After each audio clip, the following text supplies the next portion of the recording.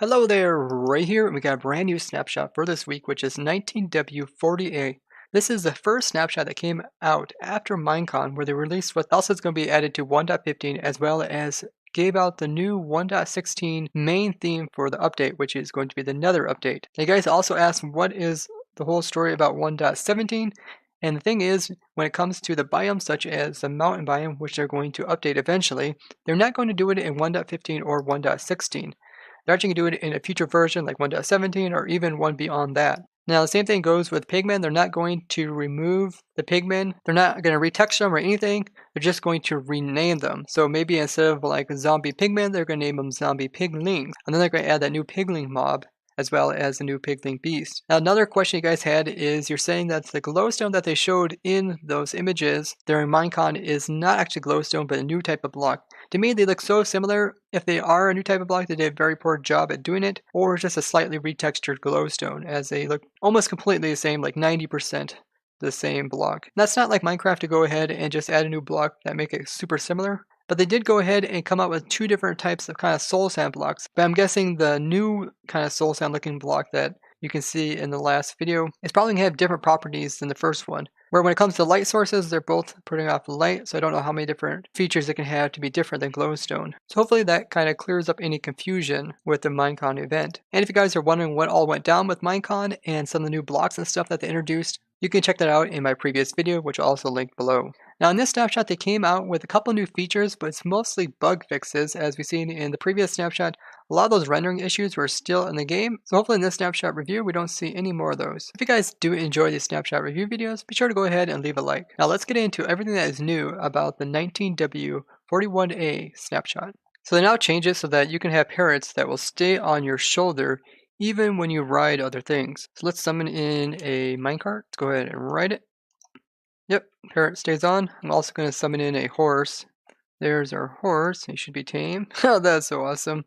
Got a parrot on his shoulder while riding a horse. And let's see if I hold crouch. Oh yeah. So when I hold it crouch, it looks like the parrot left when I dismounted the horse. But now he's back on the shoulder.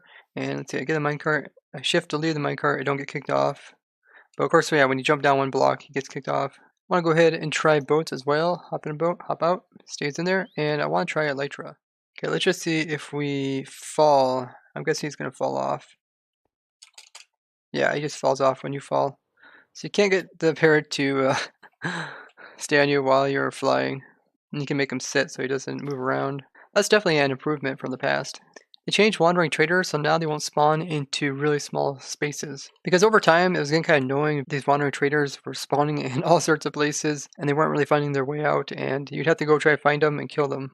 There was a problem recently with mobs unable to spawn on jack-o'-lanterns as well as redstone lamps. Both these are pretty useful because mobs such as slimes, you want to have a lot of light so they can spawn without other hostile mobs spawning, and also redstone lamps, you can turn them on and off, so you can prevent like hostile mobs from spawning or not. They fixed quite a few bugs to do with bees and beehives. This is our world where we have a whole bunch of bee farms. And the first one was when bees were inside of the hive and explosions were occurring, the bees would not leave it.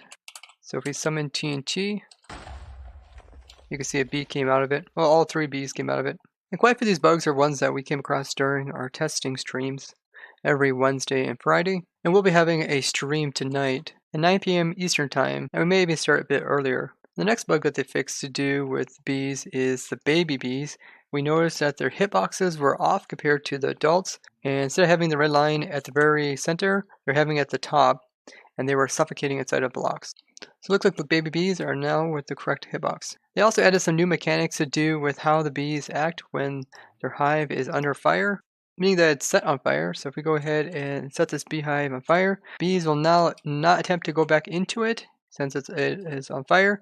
They'll also attempt to leave it if they were inside of it. And when the beehive does burn down, it will release whatever bees were inside of it. So that's pretty cool, more realistic, as this is something that bees would do in real life. So I guess that's one way to try to get bees out of their hive, is you could try to like light it on fire to get them out of the hive before taking it for yourself. But most of the time you want to take the hive with bees inside of it. They also fixed it so you can now have an adult meal come from like a spawn egg, and you can get a baby one by just right-clicking it. Before, it would only produce other adults. They said they also fix a bunch of rendering problems to do with the textures of different stuff. So different block textures as well as different entities, as I showed in the previous video, were not quite right.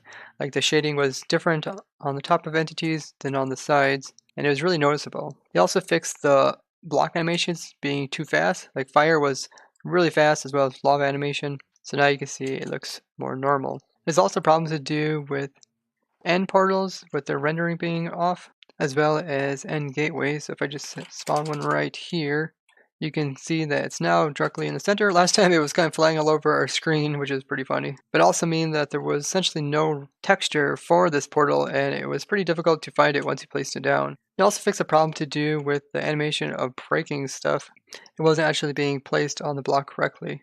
They fixed a really crazy bug that I showed you guys in the last video to do with turtles. The turtle hitbox was completely messed up. It was like upside down and the limbs were way up in the air, and the baby turtles, their head was like super far underneath of them. If you guys want to see that, I showed that in the last video. It was definitely a pretty horror-ish start to October. It was almost like it was some kind of horror movie, as we are in the month of October. They fixed the problem that we've seen with flickering leaves. If you didn't have your mint mapping turned off, then the leaves would kind of flicker, which got pretty annoying, especially if you're around a large forest. They also fixed the transparent problem that we've seen in some blocks, such as like slime blocks, where it was rendering the block behind it instead of the slime itself. The nice thing about this new render that they're doing with the game is we don't have the problems like we've seen before where different blocks would show through. So like the clouds would sometimes render behind slime blocks. I made it extremely annoying to like build them up here. So make like the block invisible just so they could show the clouds. But you can see now it works really nice. You can see the slime and the cloud is also showing up nicely where it is possible. We also see the same problem to do with like water, and depending on how blocks were around water, sometimes the water would render, sometimes the block would render. The one that was most noticeable is like the phantom. When it was on fire, you could see through the water. So let's try that one out. Summon phantom. Yeah, looks like that's completely fixed now. Phantom used to be able to, when it was on fire, show right through the water. You could easily see the bottom of the ocean. That's really cool that this rendering has kind of fixed all those problems. And it's one of those really old bug reports that has to do with stuff rendering. So maybe that one will be considered fixed now that they have completely changed the rendering. So even though they're having some little hiccups during this phase where they're trying to introduce it, overall it's going to really remove those really bizarre rendering bugs we used to see for the last at least 7 years, I think. They fixed a bug to do with the game crashing when the player was stung by a bee. It had to do with the player model changing. I just want to go ahead and give that a try. I don't know, the model don't really look like it changed too much. I guess it has to do with the poison effect being applied to the player. There's also some rendering issues to do with shulker boxes. And when you like kind of raise them up, they would look kind of strange in front of some backgrounds, such as like water, and like these little empty spots beside them would sometimes show up as being white. But it looks like everything is completely fixed, and it looks like they also took a lot of your guys' suggestions about the little outlines they do with pointing at different blocks. They're not as prominent anymore, they're more subtle. And they also made them so they're visible no matter what the background is. So you can see, if I'm looking straight down, the little line around the outside of this block, which I'm aiming at, is black.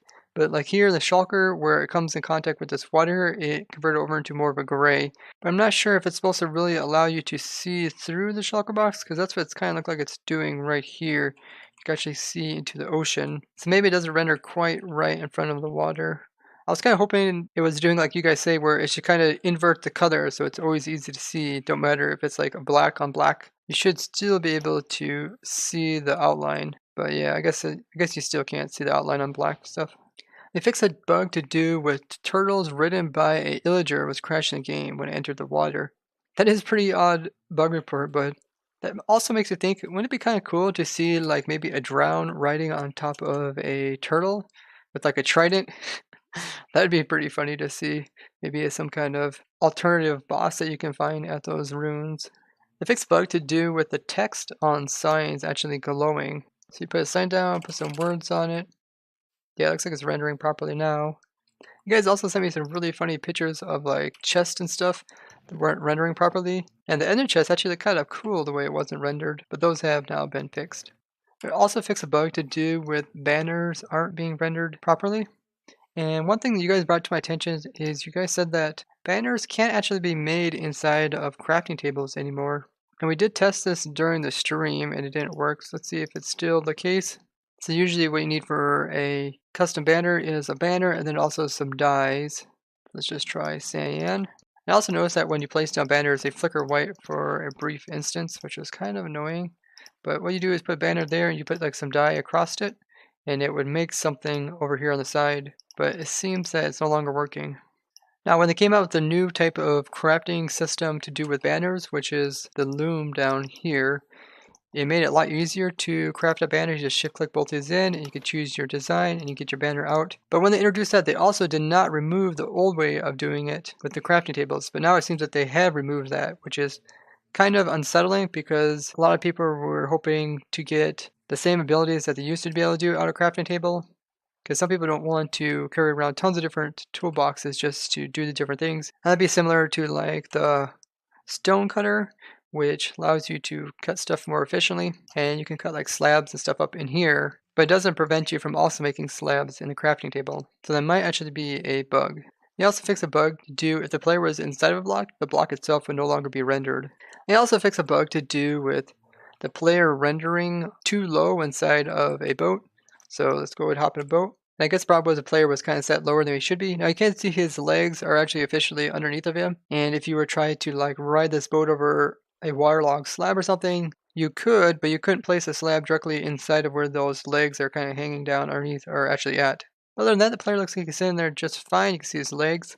Now, speaking of weird glitches to do with boats, I'll give you guys a sneak peek of what we did on the ProTech SMP server. As we found ourselves in a situation where we were inside of a boat, but we couldn't actually crouch to get out of the boat, so we were stuck in there forever. So here's a sneak peek of a future episode, which that will be in. Here, hold the crouch so that it looks like we're like running really fast with our boat.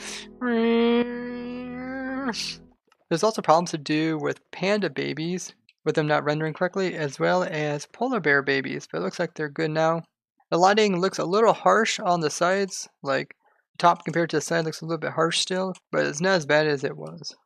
They fixed a bug to do with the glowing effect actually being applied to the block below the affected mob. I know a lot of you guys were hoping they came out with the new honey block during this snapshot, and I'm really excited for it too. I'm really curious to see if the honey block as well as the slime block will stick to each other. Hopefully they don't, so you can kind of have two different types of slime blocks to use in Slimestone, which will make compacting much nicer. It'll also allow you to do some other things as well, which would be really fun to play around with. And of course, the stickiness of it and how it moves mobs is a really interesting feature, which is going to be a lot of fun to play around with during our snapshot testing streams. Tonight we will be continue working on the simple shulker shell farm, as well as working on any cool ideas that you guys come up with. So if you guys haven't already, be sure to go ahead, turn your notifications on here on YouTube, as well as follow me on Twitter, and join our community Discord, which is a really great community to be a part of, and you can find links down below. I'd like to thank you guys for watching. I'll see you guys in the next one. Bye-bye!